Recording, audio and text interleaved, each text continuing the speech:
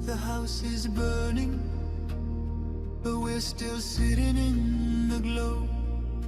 Phones charged, lights on, pretending we don't know.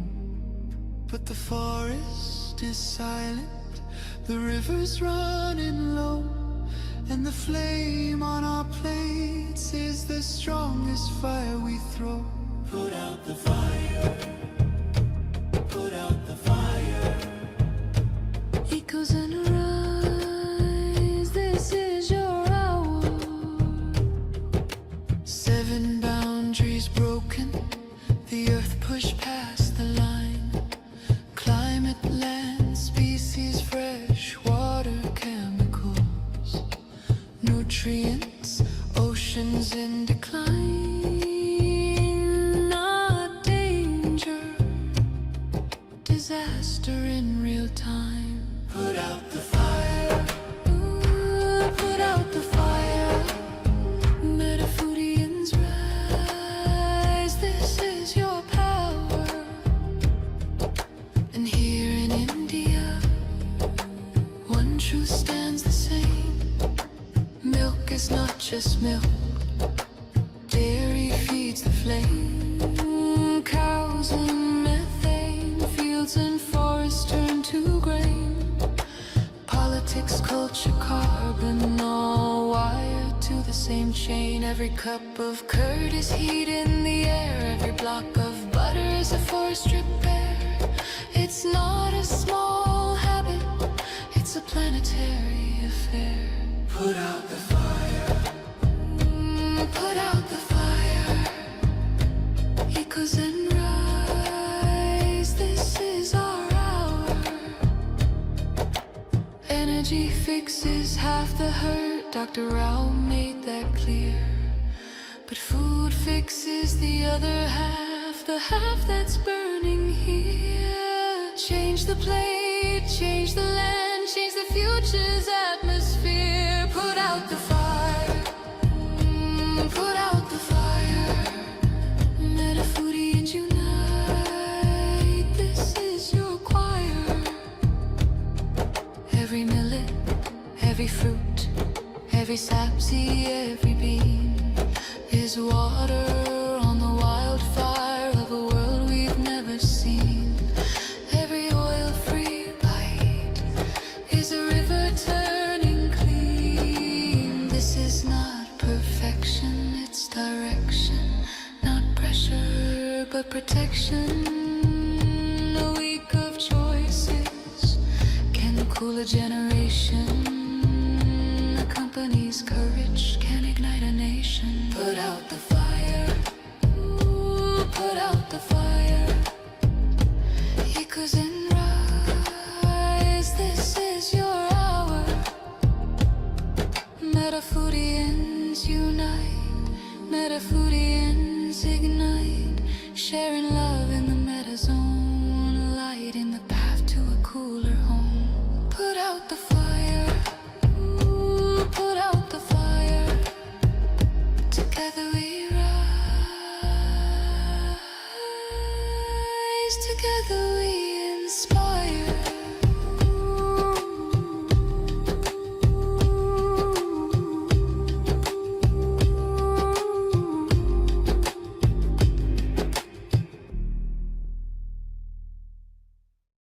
Welcome to the Planet B podcast, where truth, transformation, and faith converge.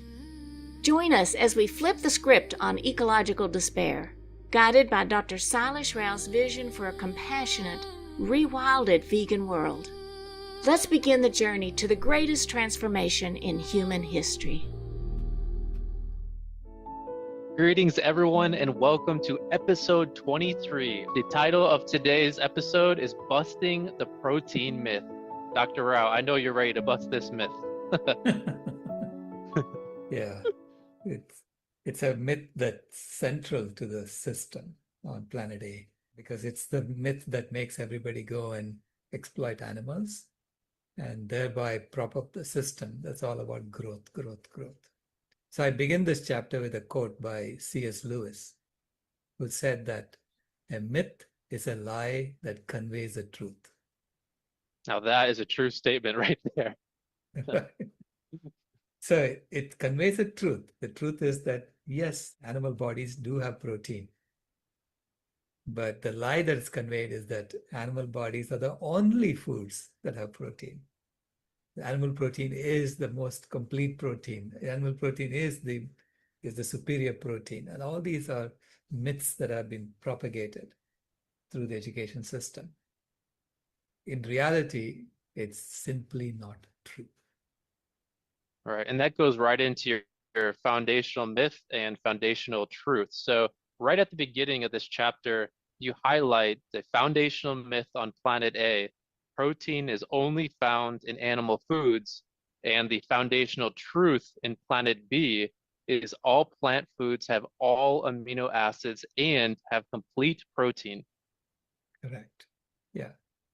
Because even the protein efficacy tests that people run, and these are all rigged to make it look like animal protein is the superior protein.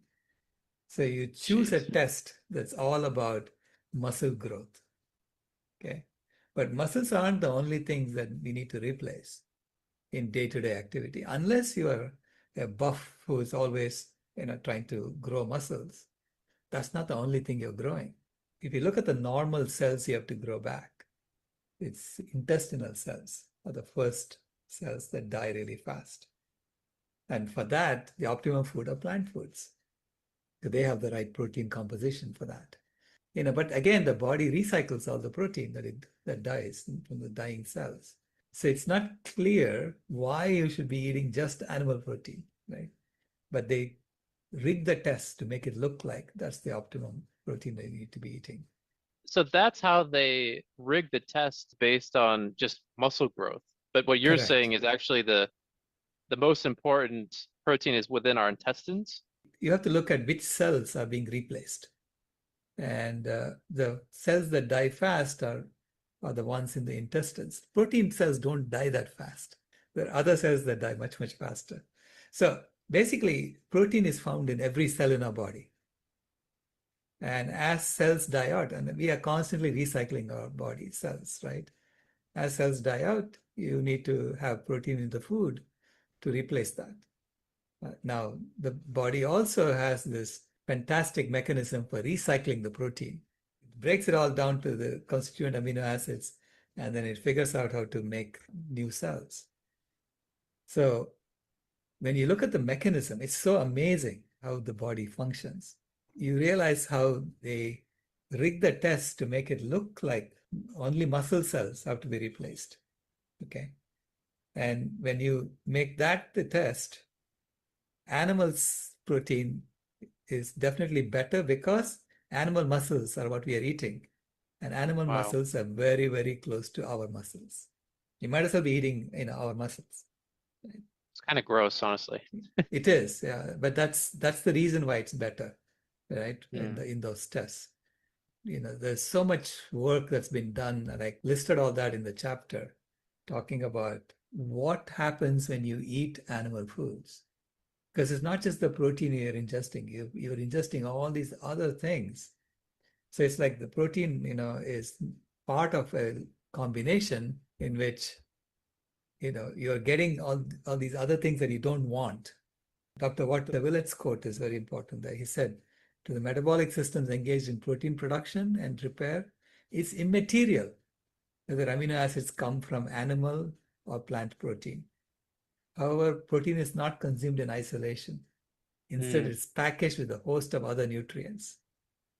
So he said, pick the best protein packages by emphasizing plant sources of protein rather than animal sources. Because there are so many other compounds like insulin growth factor 1, IGF-1, that comes with animal protein. And that is not good for you. I'm reminded of Dr. Milton Mills. He said, drinking dairy in order to get nutrients is like inhaling cigarette smoke in order to get oxygen. And we're going to talk a lot more about that in the next episode for sure. How does it differ, Dr. Rao, when protein is packaged in animal meats versus how protein is packaged and consumed in plant-based foods? Yeah, there are these other compounds you have to look at that come with the animal foods, like IGF-1 and sulfur-containing amino acids are in higher concentrations in animal foods. They induce a state of acidosis, and that causes our body to leach calcium from our bones. So there are consistent studies that show that those who consume a lot of dairy and consume a lot of animal protein in general have more bone fractures because of this property. Because Wow. the animal protein composition is not optimum composition. It's optimum if you are a jock who's building muscle. But most people who are sitting on the sofa or something, in the ordinary people, this is not the optimal protein you should be consuming. It also causes TMAO. So TMAO is a compound produced when gut bacteria metabolize nutrients found in animal foods like carnitine and choline. These are types of amino acids, right? This is the excess sulfur-containing amino acids. And high levels of TMAO will increase cholesterol plaques in our blood vessels and basically lead to heart disease. And Dr. Kim Williams said, the fact that animal proteins cause TMAO is reason enough to avoid them like the plague. Plant proteins don't have high levels of sulfur-containing amino acids. But if you look at the amino acid profile, the ideal amino acid profile in the tests, it's closely related to animal protein. Why? Because they want to make it look like meat is the best protein. So they even modify that. They even modify the amino acid tests, the amino acid profile to manipulate people into eating animal foods. Correct. It's Wow. basically based on the same efficacy tests, which are all about measuring muscle growth. But if you are growing muscles and you want to grow muscles using plants, you can do that too. You just have to eat a lot of plants together.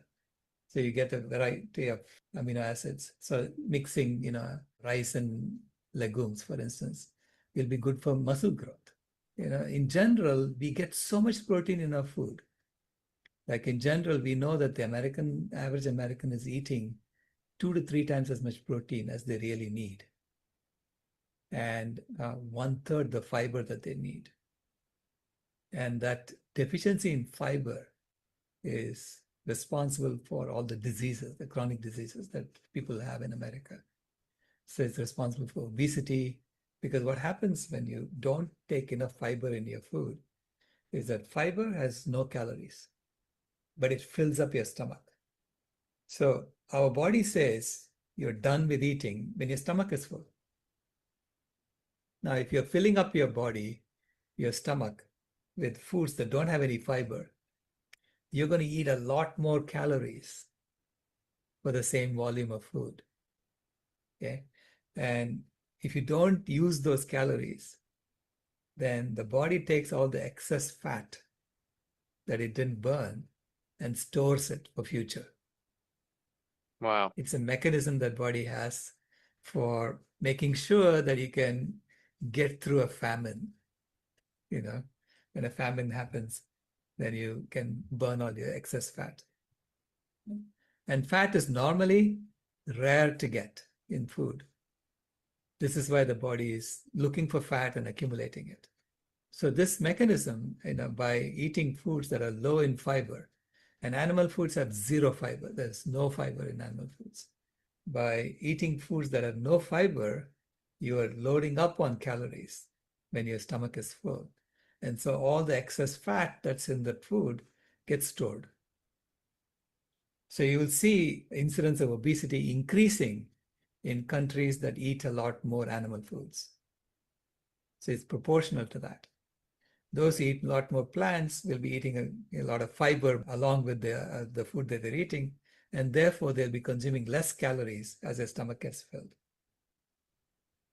So the animal-based foods and the protein in them is not packaged with that necessary fiber, but the No. plant-based foods has that fiber. And Dr. Rao, Isn't fiber really important for our digestive system as well and how we like release toxins out of our body?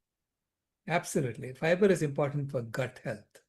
Mhm. So it feeds the gut bacteria. Gut bacteria then multiply and then they are able to digest the rest of the food. So fiber is essential for human well-being. And the fact that 95% of Americans are deficient in fiber, it's an indictment of the entire system when 95% of people are deficient in a macronutrient.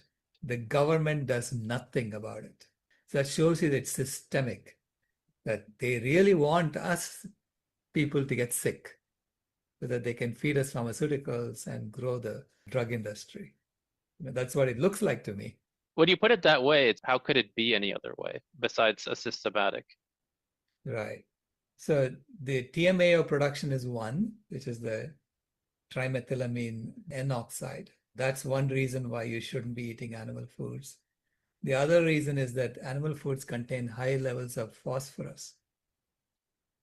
And when we consume high levels of phosphorus, our bodies normalize it with a hormone called fibroblast growth factor 23, FGF23.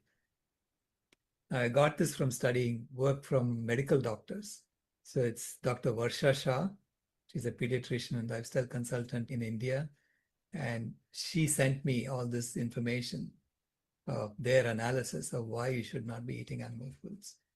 So FGF23 has been found to be harmful to our blood vessels and is associated with heart attacks, sudden death, and heart failure. Oh, geez. So those who eat a lot of animal foods are prone to more heart disease because of that. And there is also no need to obsess about proteins in our food because, like, look at animals that eat plants. They don't go around measuring protein in their food. They just eat the food and they grow, right? Some of Right. the biggest on earth, they're all plant-eating animals. And they get enough protein by eating plants. So we can also get enough protein by eating just plants. And this is why Americans in general are eating 2 to 3 times as much protein as they really need. Okay? Because there is plenty of protein in food. So if you eat enough calories on a natural diet, you will get enough protein.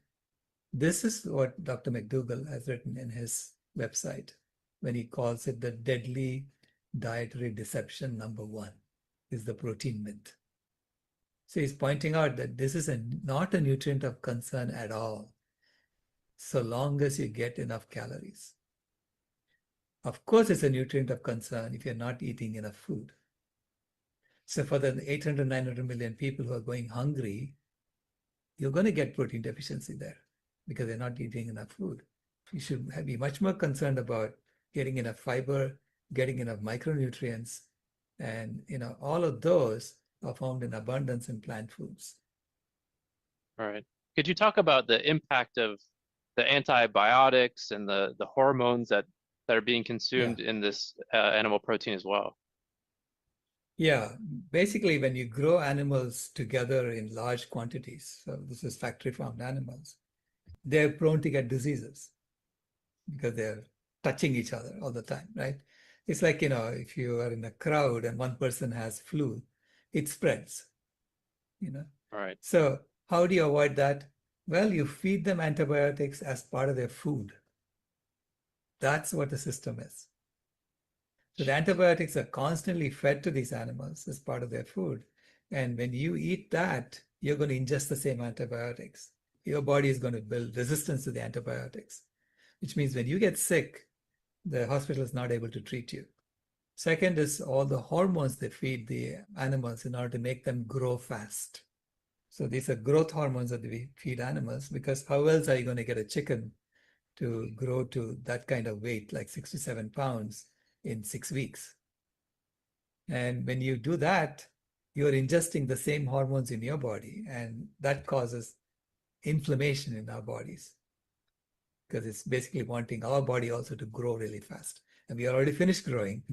So you'll get inflammation and, increase in cancer growth, and all that will happen because of the excess hormones you're ingesting. That's another one. And that's part of the farming process itself.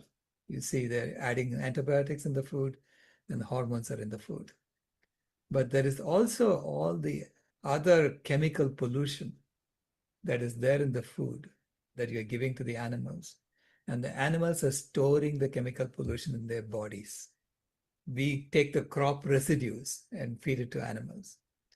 And what are crop residues? Well, that's where the plant has filtered out the chemical pollution and stored it in the stalks so that it tried to create a pure water for the grain. So all the chemical pollution is in the stalks. And now when you feed that to the animals, they're going to ingest that and store it in their bodies. So you get a factor of 10 to 100 increase in pollution when you eat animal foods compared to plant foods. That wasn't there in the past. That is Right. making animal foods increasingly unhealthy as time progresses. Because every year we are adding another 220 billion tons of toxic chemicals into the environment. So that compounds what was there in the water before. And also think about the water. Are we giving these animals filtered water to drink? No. No. They're drinking whatever is there in the ground, and that is highly contaminated.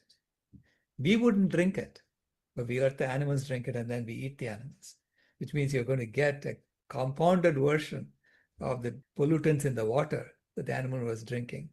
You'll get that multiplied and in your food when you eat Right. the animal foods. So all of these have to be taken into account when we consider the protein myth. Because the objective of the protein myth is to convince you to eat animals.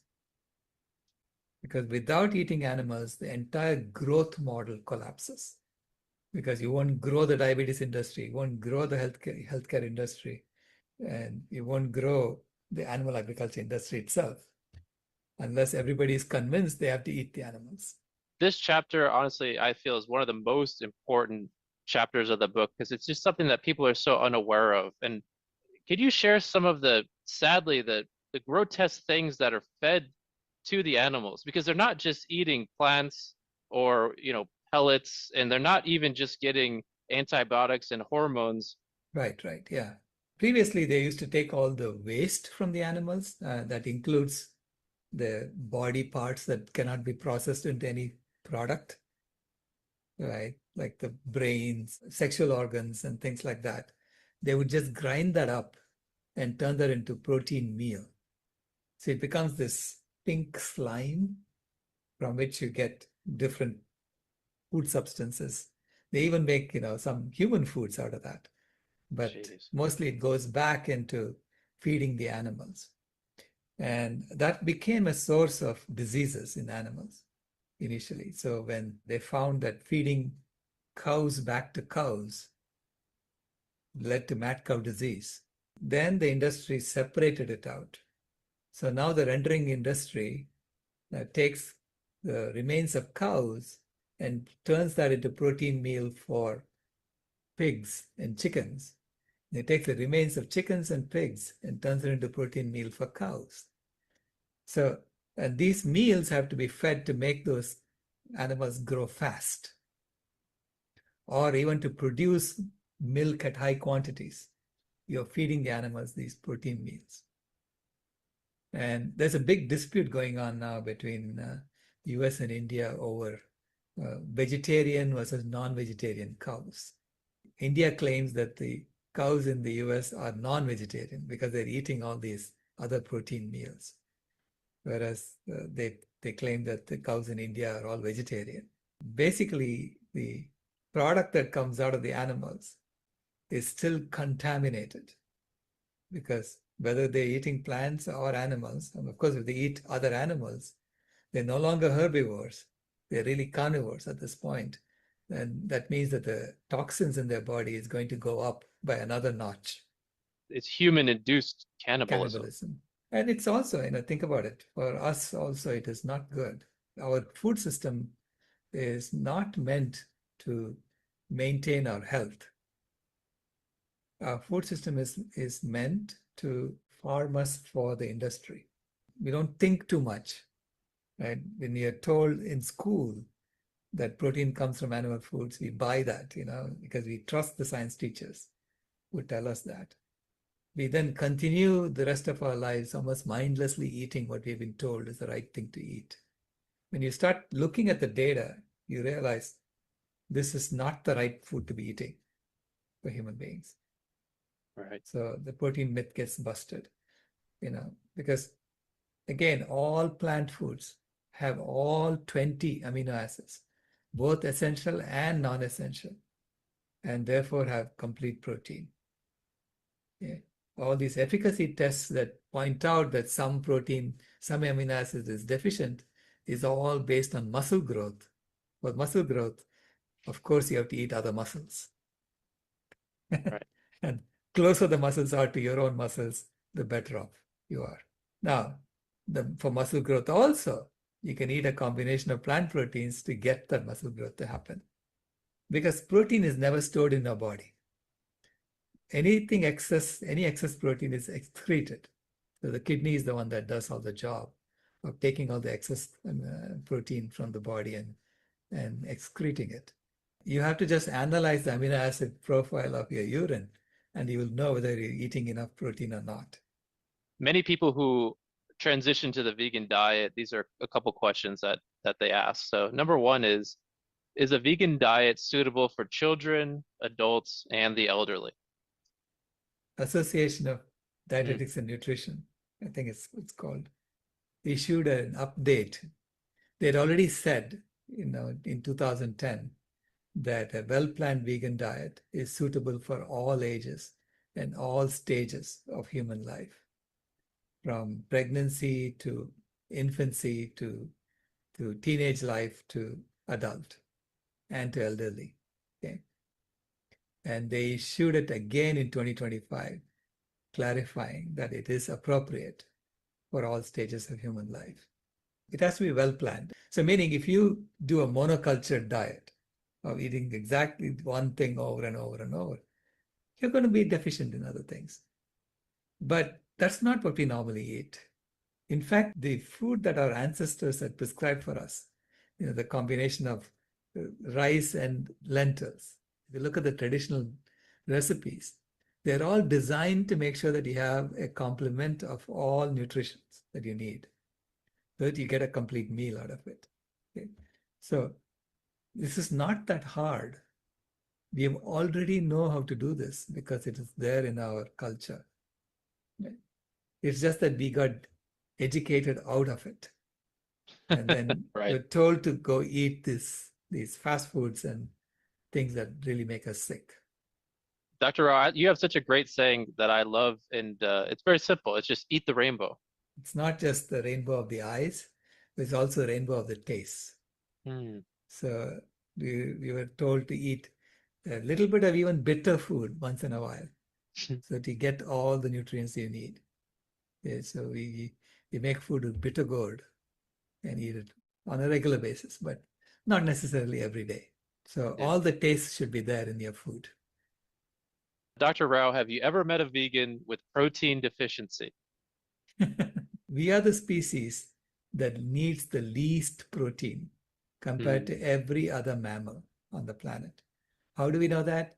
You look at mother's milk for human beings, and it has 6% protein by calories. And it's only when you're an infant that you need the most protein, because that's when you're growing the fastest.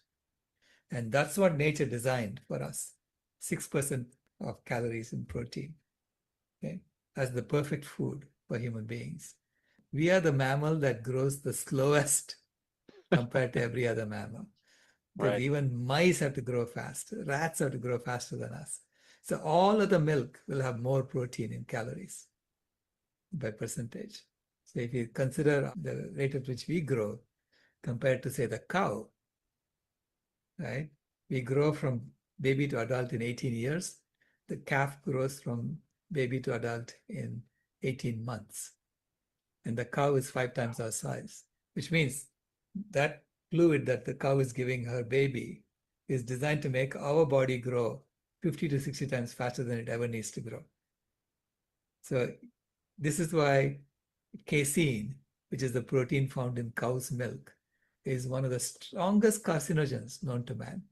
Dr. Colin Campbell said, if you didn't label it as casein, and if you just measured that as a substance, and you evaluated it, you would say that is the worst carcinogen. And only because it's cow's milk, it's labeled as food.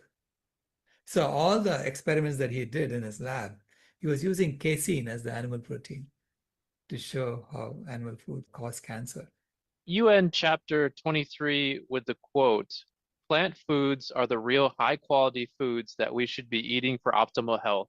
This is part of the protein myth busting that needs to be taught to everyone on planet B." Correct. Yeah, everyone needs to know that the packaging of protein is very important and the composition of protein is very important.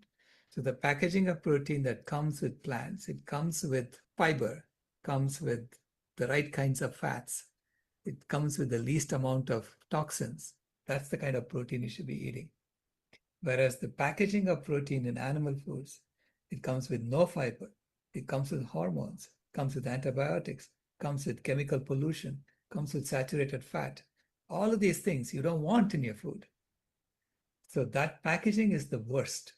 So plant foods are the real high quality foods when it comes to protein. We need to teach children how to do, rational thinking on their own. Yeah, very beautiful. Dr. Rao, as always, it's such a pleasure. Thank you so much. You put it in such a simple way that everyone can understand, and the information that you're bringing forth is just so eye-opening. So I just say thank you for that. Is there anything that you'd like to share as we close out episode 23? This is the unveiling of deceptions, of myths that we have been taught, and just seeing the reality as it is. So thank you for joining us in this journey. Thank you so much, Dr. Rao. Thank you so much to the audience as well. We hope you enjoyed this episode 23, Busting the Protein Myth. And the next one is just as fascinating, if not more fascinating, because episode 24 is Overcoming the Dairy Deception. Thank you all so much for joining us, and we'll see you again soon. This has been a podcast from Planet B, where the same humans live in truer systems. If you haven't moved here yet, we thank you for visiting.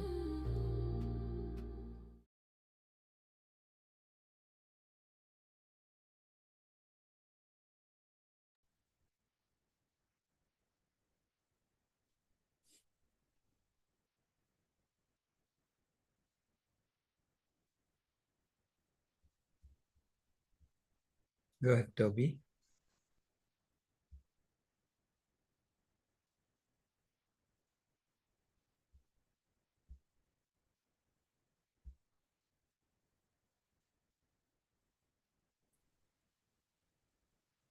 Hello, Dr. Rao. It's another great episode. I remember when I watched Forensic Files, and it talked about the mad cow disease when it sprung up in England. Mhm. And to begin with, they didn't know what was going on. And it was usually young people, but they were dotted all around England.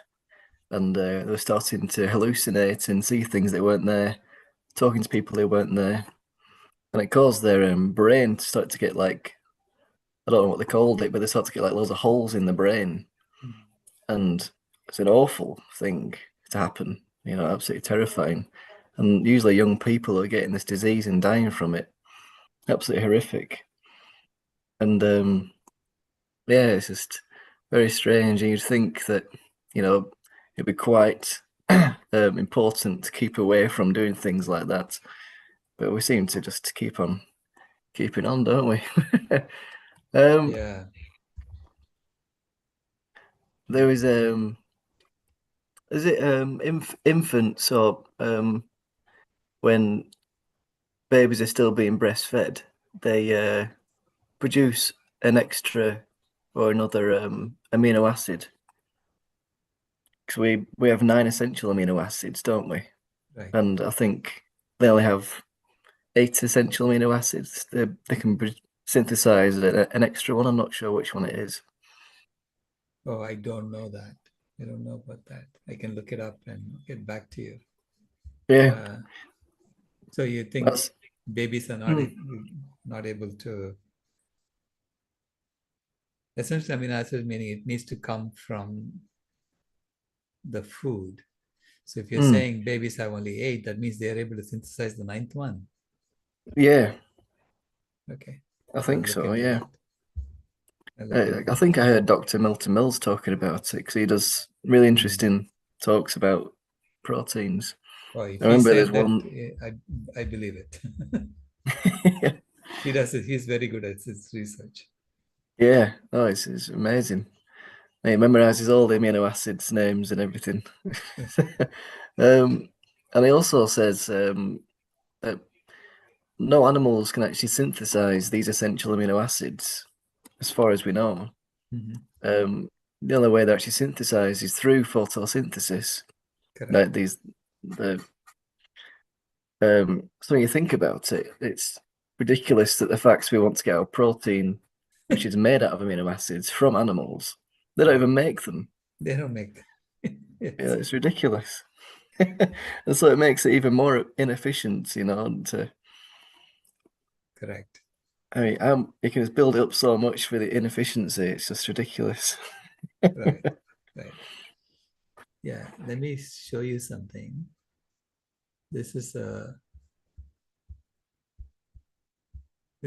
slide from a rendering industry presentation that I got. So it shows like from chickens and turkeys, they get meat fed to people, and then they create poultry meal that becomes aquaculture feed, livestock feed, goes to cows, goes to pet food, fertilizers. And then from the blood, it goes to poultry feed, aquaculture feed, livestock feed, pet food. And then I don't know where they get the flavors from. It goes into pet food. From the feathers, they create livestock feed, pet food, aquaculture feed, poultry feed, fertilizer. And then they take the fat, turn it into biofuel, turn it into livestock feed and poultry feed and pet food. And they split it and turn it into oleic acid for your lubricants, textiles, shampoo, emulsifiers, cleansers, creams. And then glycerin becomes inks, glues, solvents, and explosives. So explosives have chicken fat in them. Stearic acid turn into rubber tires, lubricant, and crayons. And linoleic acid becomes lubricants and paints. So you can see how this industry is just, I mean, it's got its tentacles everywhere, right? And this is just chickens and turkeys. You have a very similar diagram for pigs, a similar diagram for cows, right? It's amazing. I mean, what they do with this. This is why you need to have a full systems transformation. Exactly. Because people say it's impossible to change when you look at stuff like that, but it's right. Yeah. Because that's horrible. I don't want to wash myself with, chicken fat and stuff like that. They'll tell you glycerin is glycerin, no matter where you get it from. Okay, so you shouldn't be distinguishing between glycerin that came from a chicken and glycerin that came from soap. Well, usually you'd think glycerin comes from plants, as far as I Correct. usually comes from, but yeah, I but guess the it's all chicken mixed. stored it in our body, right? And Yeah. people want lean meat now, so they cut off the fat and then say, okay, what do I do with this? And when you're processing like 90 billion chickens a year, there's a lot of stuff you get. So they think that they're being efficient at using them. It's easily debunked, I think.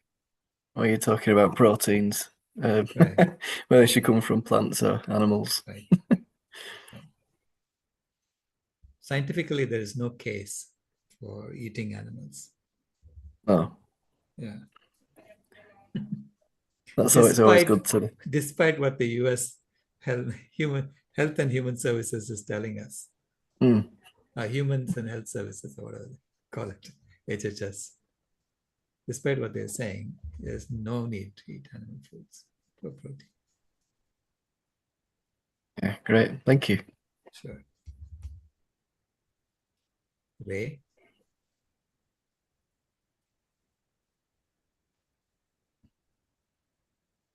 Hey, Dr. Rao. Hello there. Wow, talk about protein.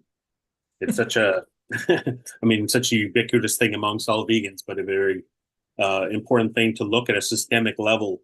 And this kind of inspired me to do a little bit of a step backwards, take the 30,000 or 50,000 year view of what's happening in the next decade, because we got so many things that are just baked into our culture that are being overruled constantly, starting with the 20th century. And, everything is accelerating.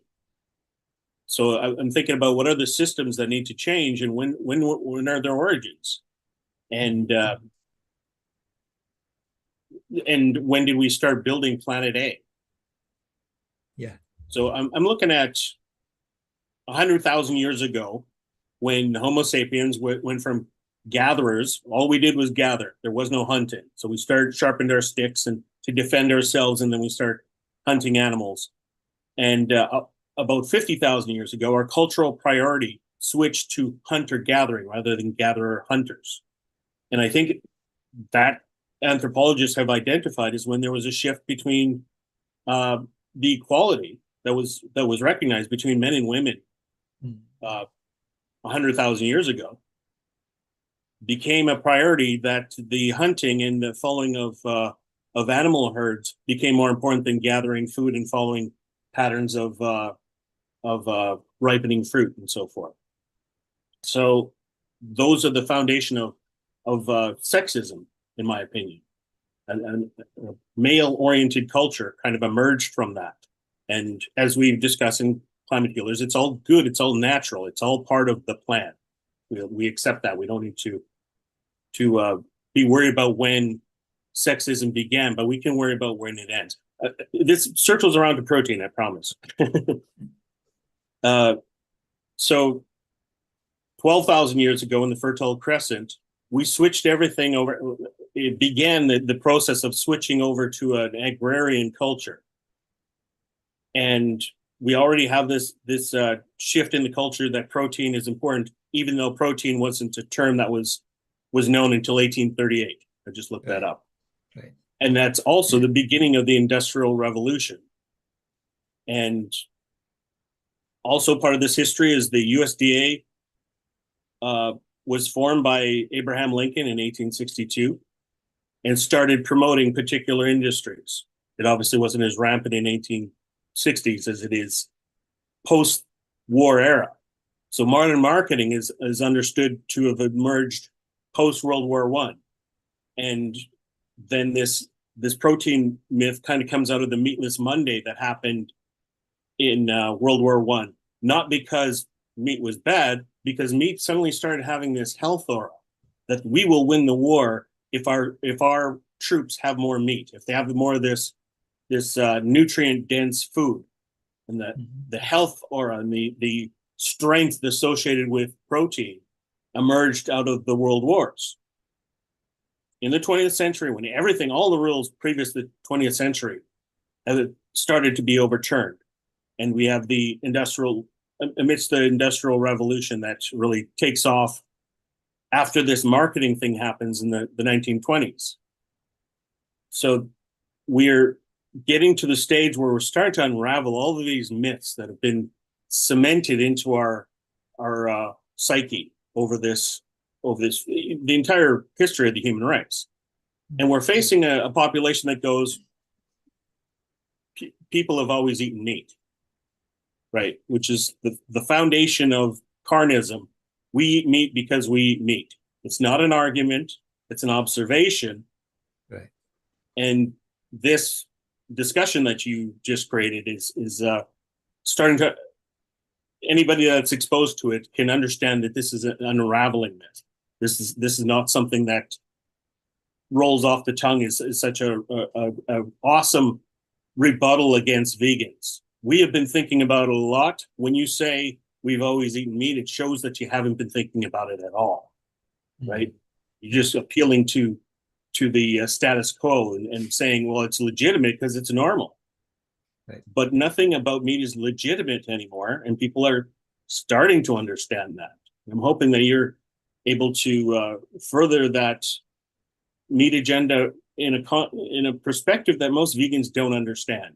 They're not looking at it at the systemic level. They're Right. generally, vegan outreach is about, hey, you don't need to eat this. You can appeal to your sensibilities and ethics and change it for yourself.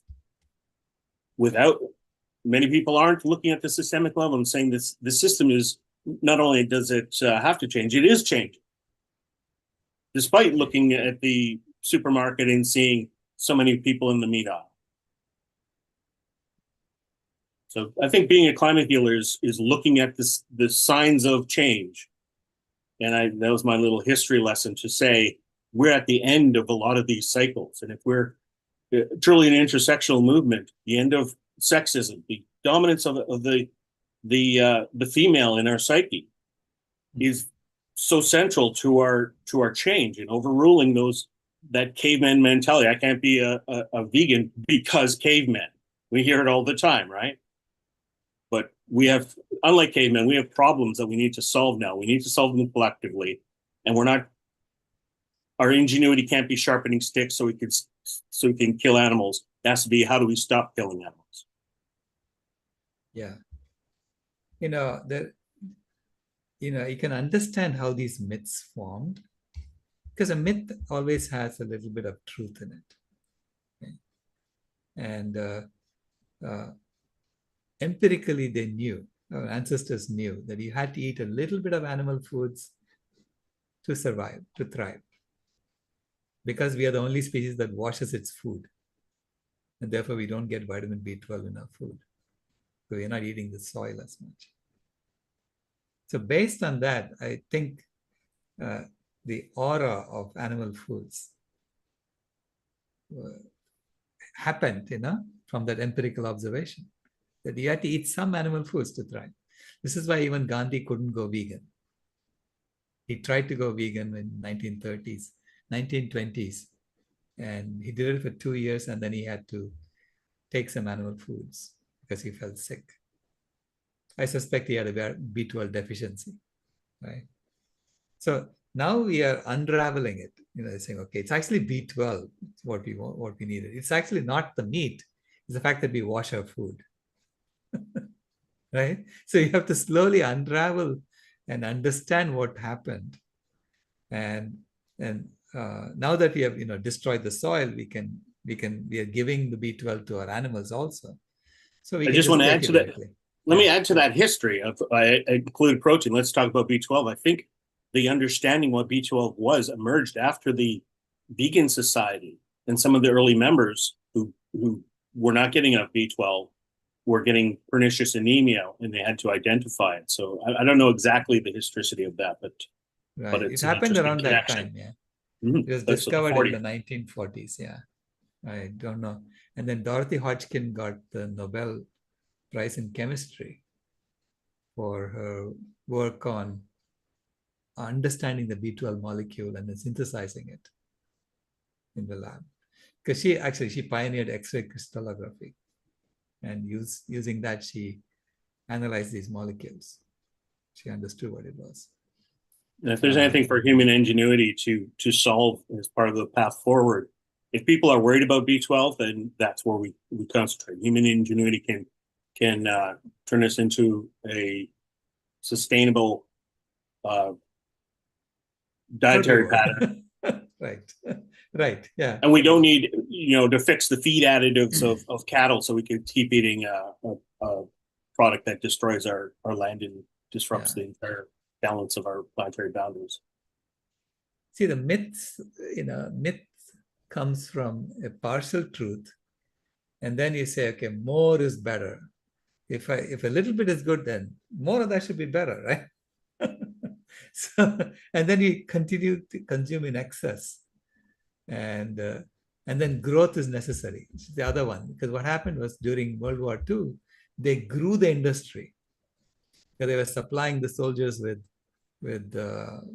powdered milk and canned meats and things like that. That was their staple, right? for the soldiers because it's dense food. Just a little bit of weight you have to send. You have to send more. And once the war ended, they had this huge industry and they had to make sure that people consumed it. So the USDA got involved in marketing this thing heavily because you have to grow. Nothing can shrink in the system. It's all about growth, growth, growth, right? And so we get stuck in this cycle because of these myths.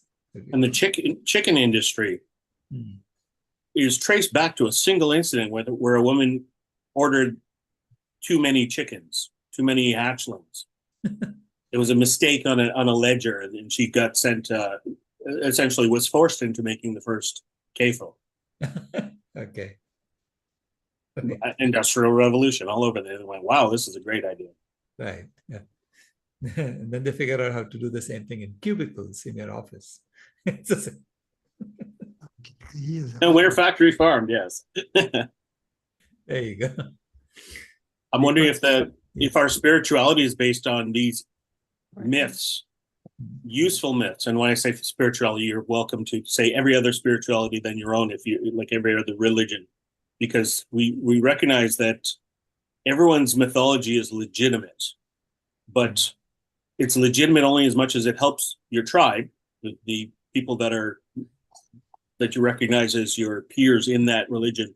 And now our tribe should be universal. It should be the whole world is our global tribe that needs to be served by it. So there's lots of things that are obviously connected to facts and realities, like the concept of kosher evolving out of what was probably an outbreak of trichinosis, and it was bad to consume pork, and God was punishing you through a disease that for consuming something. There's hints there that, I'm using that as an example of how a belief, whether it's true or not, is useful, and our spirituality has to be adaptable. Otherwise, it's just dogma. It's just these old rules that everybody's following because they think that a God will pat them on the back and say you're doing the right thing. We have to be doing the right thing as a species. And spirituality is such an important motivational. It's really the only thing that we understand, even as atheists who may find their spirituality in environmentalism. It's still an ism. It's still a collective belief that needs to be constructed for the future and shake off the baggage of unuseful myths. Yeah, see, I see the journey from planet A to planet B is a journey from myths to principles or axioms, from unconscious programming to conscious design, from we've always done it this way to this is what we choose to create.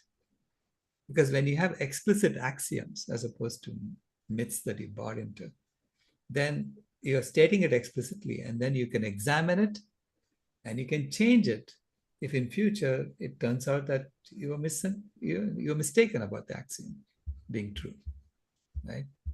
So that's the beauty of it. You're creating explicit axioms and saying, okay, this is how we're going to live, and we can go change it anytime we want.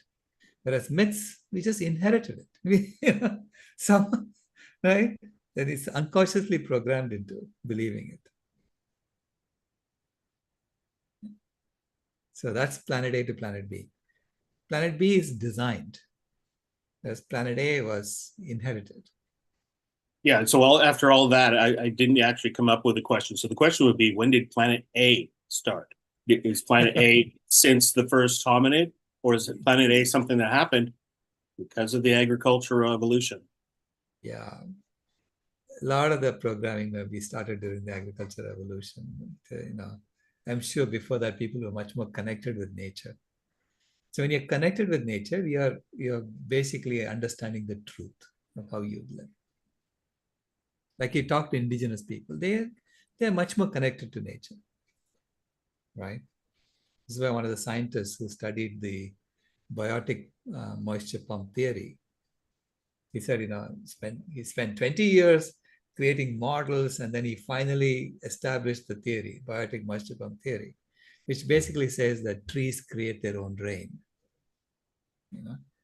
And so he was talking to this tribal guy from the Amazon, and the tribal guy was told him, why do people cut these trees? Don't they know that when you cut trees, the rain stops coming? And he says, how did he know that? And he asked him, how do you know that? Because it took him 20 years to study it in science. How do you know that? And he said, the forest spirit told me. Can I suggest a possible beginning of Planet A? Right. And the irony here is like I'm so fascinated with this period of time because two things happen at the same time. The Enlightenment. We came out of the Dark Ages. We started trusting science and facts, and at the same time, we have people like Francis Bacon and Rene Descartes telling us nature's to be dominated. Science will dominate nature. That's what we're going to use science for. We're going to beat it into submission, and that's like a serious turning point in the development of Planet A. Could be. Yeah, it's like an exponential curve happened there. Yeah. I'll add that to my timeline. If anybody's interested in this, encourage me to put it all down. Thanks, Ray. Thank you. Deepak? It's not really a question. It's almost, I think we shouldn't be recording this in a way, because in China study, Dr. Colin Campbell, even Dr. Michael Greger jokes that if you are really looking for protein, the perfect protein is our own human skin. So ethically sourced, of course. So maybe that's an option. Yeah. Also, this concept of protein reminds me of Garth Davis's book, Proteinaholic. I don't know if you saw this debate between I'm forgetting his name, Rip Esselstyn and Dr. Garth Davis, where Folks Over Knives, the organization recently introduced olive oil back into this definition of whole food, plant-based, which was interesting. Any thoughts on that? No, I haven't. I wasn't aware of that. Yeah. I don't take olive oil. So I'm perfectly happy with my whole food, plant-based food. Yeah.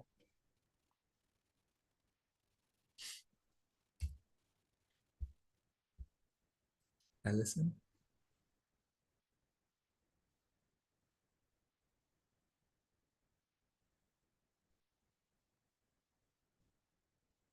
I want to ask a question, and it's related to something that's showing up in the YouTube chat. So I'll just acknowledge our viewers on YouTube.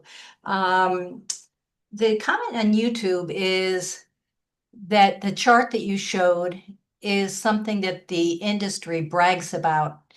And then Rebecca responds that, yes, we're so good using all the parts. My question is, this is not a conversation that's very commonly had in vegan circles. And I don't know if it's because vegans are uncomfortable with the subject, or it's not common knowledge, or we don't trust the source. And I was wondering, in your thoughts and your experience, what would be the ideal professional to bring this subject up? Your chart kind of shows it in reverse. It shows where do the parts go. But my point is, if I'm a consumer of any animal product, how do I find out what I'm actually consuming? Right. You know, am I consuming antibiotics? Am I consuming plastics? What am I consuming? Right. Yeah. No, the more you study these things, the more you become a minimalist. Yeah. I don't even buy toothpaste in the market anymore. I make my own. I make my own tooth powder with spices. So to me, it's just the industry is so it's so completely entwined with every aspect of our life, the animal agriculture industry. Yes. Okay? Because they're just selling it as glycerin. People are buying the glycerin. They don't tell you where it came from. this. See, you become a supplier of glycerin, and you are a rendering industry, and Yeah. so you don't know. No, this is why I just don't want to buy anymore. As much as possible, cut down on all my buying. Yeah. So what would be the most apt professional that could tell us what's actually in those foods? What's in the beef? What's in the, yeah. What's in every product, you mean, right? Yeah. Mm-hmm. Yeah. So you need someone who does the supply chain for these industries. Someone who understands the supply chain and where does the product come from? Where does each ingredient come from? So you can. So you couldn't chemically examine. No, it's the same molecule. It's the same molecule. But you wouldn't find pesticides, insecticides in a piece of animal flesh. Actually, you will. That's a good point. If it's a fat, if it comes from a fat source, that fat would have stored the pesticides and the chemicals. Because a lot of the chemicals that we put into the environment are fat soluble. And so, yeah. So maybe if you analyze the fat and you see how much pesticide residue is in there, you can tell whether it has an animal source. Maybe that's what they do. Like Dr. McDougall had told me that he told me that he can take a biopsy of your butt and tell you exactly what you've been eating from the fat, right? He can analyze the fat and tell you. So maybe that's where you would also find antibiotics, hormones. Correct, yeah. And what about when it comes to dairy?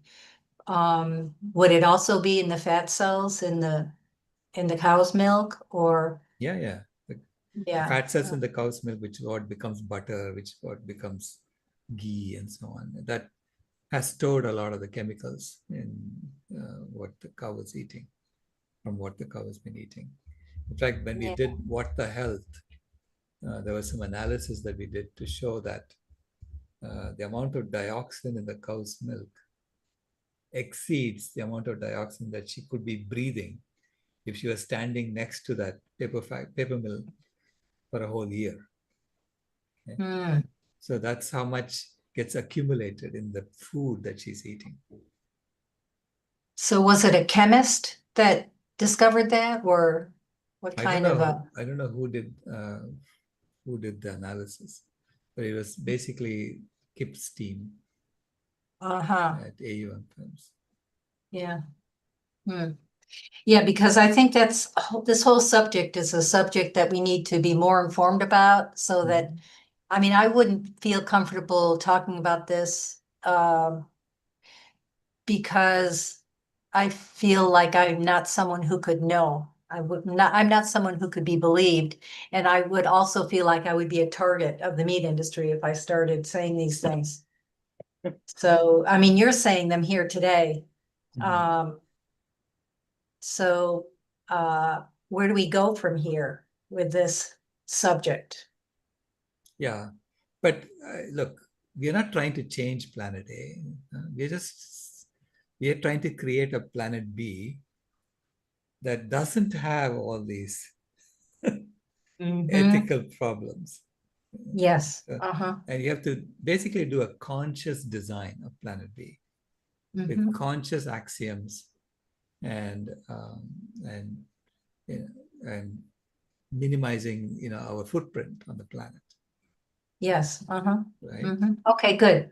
So focus on planet B. That's a very good reply. B, yeah. Focus on planet B. That helps a lot. Yeah. Because that thing is so intricately tied in.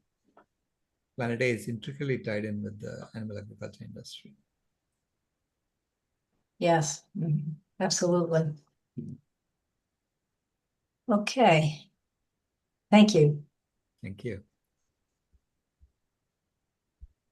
We done with the questions? And we can. Yeah.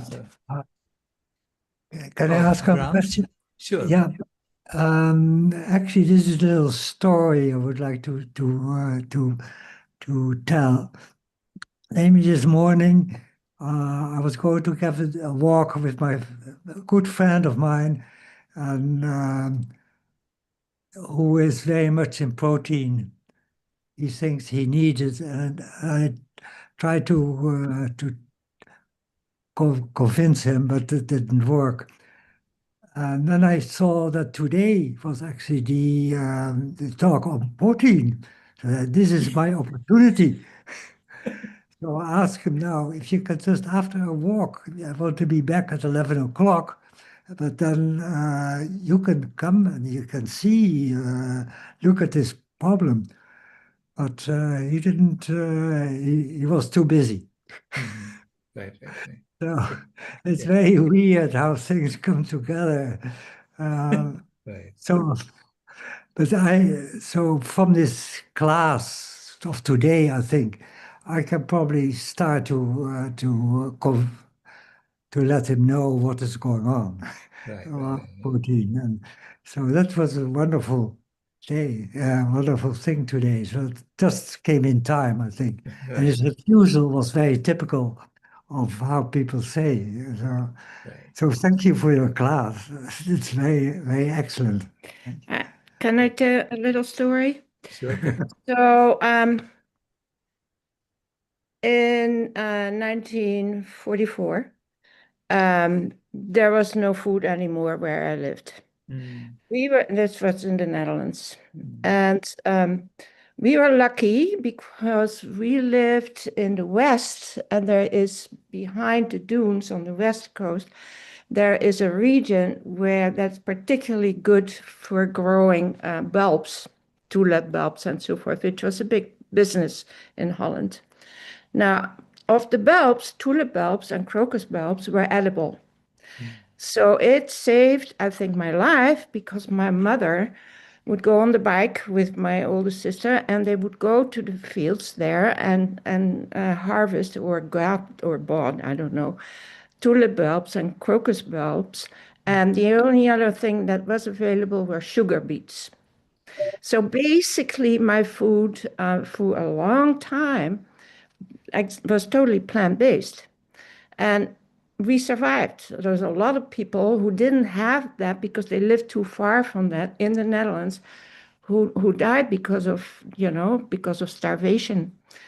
So I'm very, very, of course, then they didn't use all the poisons to grow the bulbs. And now I wouldn't really recommend it because at this point, it's not safe. Yeah, so that's my little story of survival.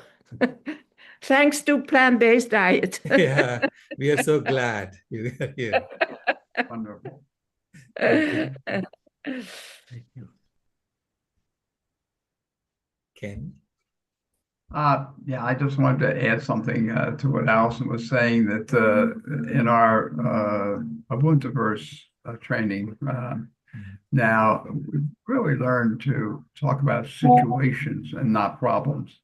So that what we're trying to do when we go from A to B is we're trying to change the situation. We're trying to alter the situation. We're not trying to solve the problems of planet A. We're trying to alter the situation so we have a new situation for our creativity and our focus and our engagement. So that language is very helpful for me to sort things out and not get trapped in trying to fix the world, but actually do the work of changing the situation so we have a new situation on our hands. Right. Yeah. And apply our creativity to the new situation at that point. Anyway, just a contribution. Thank you. Thank you, Ken. That's great presentation. Yeah. I'm loving it. I mean, it's going from a climate heating to a climate healing. And who says climate heating was unnecessary? It was necessary.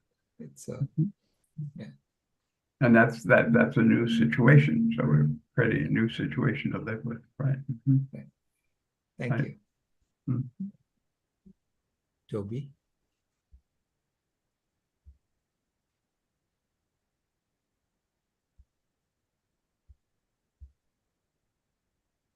I'm back again.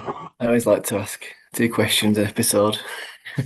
I was wondering if you'd done your planks today. Oh yes, of course. Yeah. Oh, good. It's regular, every morning I have to do it. Yeah, great. I was working in a quarry just before I moved to Spain, and obviously, it's a lot of lifting and stuff. And there's a guy who used to go to the gym every day, and he went around saying like, how strong are you, and all these kind of things. And he said to me, you're probably stronger than the average person, I never really thought about it that way. I probably am. Mhm. It's nice to think, oh, I'm a vegan and I'm stronger than the average bloke. So it's quite good. Right. You don't really think about it that way, but I mean, it's true that I think it doesn't really matter if you're vegan or not. You can build just as much muscle and be just as strong. And then when people realize you're vegan, they're like, oh wow, and they don't want to argue with you about that because it's, it's Right. it's obvious that I'm working in a quarry with you, and it's perfectly the same, Right. Right. if not better. There you go.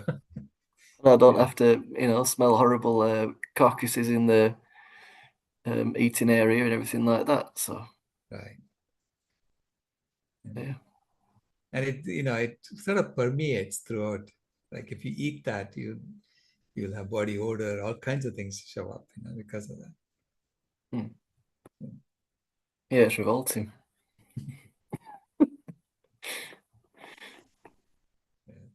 I mean, I have to turn that into some kind of spectacle, right? So I'm going, thinking of when I go to these schools in the UK and talk to kids, maybe challenge them to a plank contest. All right. they don't realize I do it every day. So. Because everyone thinks that vegans are weak, right? So Mm. that's what they've been told. I don't remember her name, which I saw her on the plant-based news, and she's a vegan who's broke the world record for a plank. Okay. It's like 3 hours long. She's doing a plank for. Right. She's ridiculous. The male record is like 9.5 hours. Is it? Yes. Oh wow. They, Jeez. they actually broadcast it live, on TV. You see him doing this Wow. for 9.5 hours. And The most boring channel. he was stiff at the end. Wow. I'll have to find what's his name, do you know? I don't remember his name. I'll have to Just see if look him up, he's in the Guinness Book now. Oh right. So I thought she had broken it, but maybe it was just for females, but No, for the females. Nine and a oh half, right. 9 hours, 37 minutes is the male record. Jeez. And That's he horrible. was beating someone who had already done for 8 hours, 48 minutes or something like that. So, Wow. I mean, 6 minutes is nothing, right, for them. I think doing things like that could damage you for the rest of your life. You won't be walking properly, would you? You could be walking like this all the time.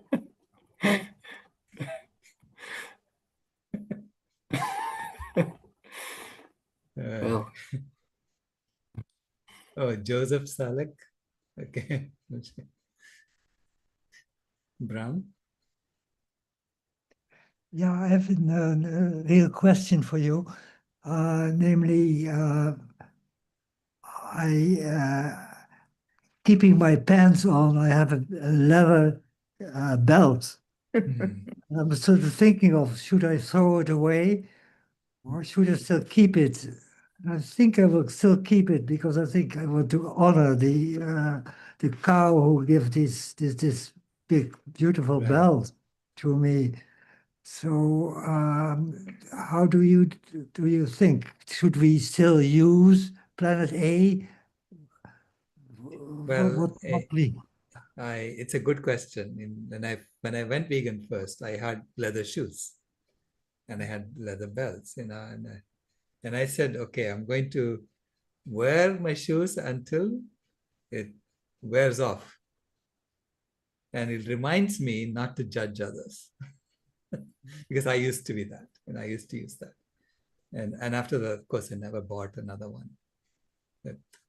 So that's what I did. Yeah, I think in my case, this belt will probably survive me. No, Brown, you're going to live to be 150. I don't hope so, but okay. Thank Yeah. you. All right. Thank you so much. And come back tomorrow for the dairy chapter.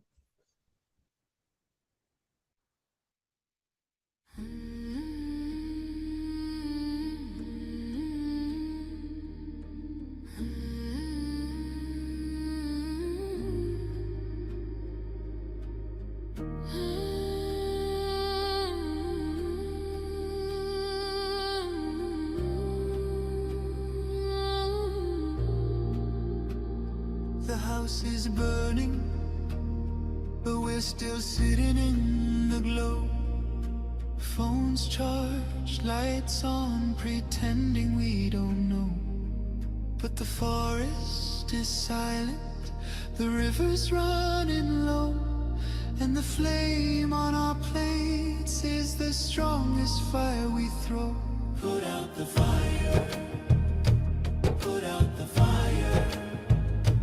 Echoes and rise, this is your hour.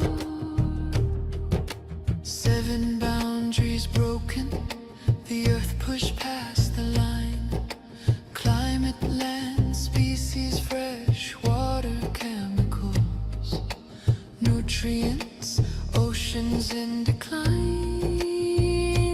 Not danger, disaster in real time. Put out the fire, ooh, put out the fire. Metafoodians rise, this is your power. And here in India, one truth stands the same.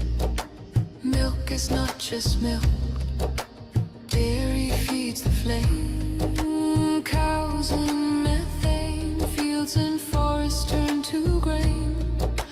Politics, culture, carbon, all wired to the same chain. Every cup of curd is heat in the air. Every block of butter is a forest repair. It's not a small habit, it's a planetary affair. Put out the fire, put out the fire. Echoes and rise, this is our hour. Energy fixes half the hurt, Dr. Rao made that clear. But food fixes the other half, the half that's burning here. Change the plate, change the land, change the future's atmosphere. Put out the fire, put out the fire. Metafoodians unite, this is your choir. Every millet, every fruit, every sapseed, every bean is water on the wildfire of a world we've never seen. Every oil-free bite is a river turning clean. This is not perfection, it's direction. Not pressure, but protection. A week of choices can cool a generation. A company's courage can ignite a nation. Put out the fire, ooh, put out the fire. Echoes and rise, this is your hour. Metafoodians unite, Metafoodians ignite. Sharing love in the meta zone, lighting the path to a cooler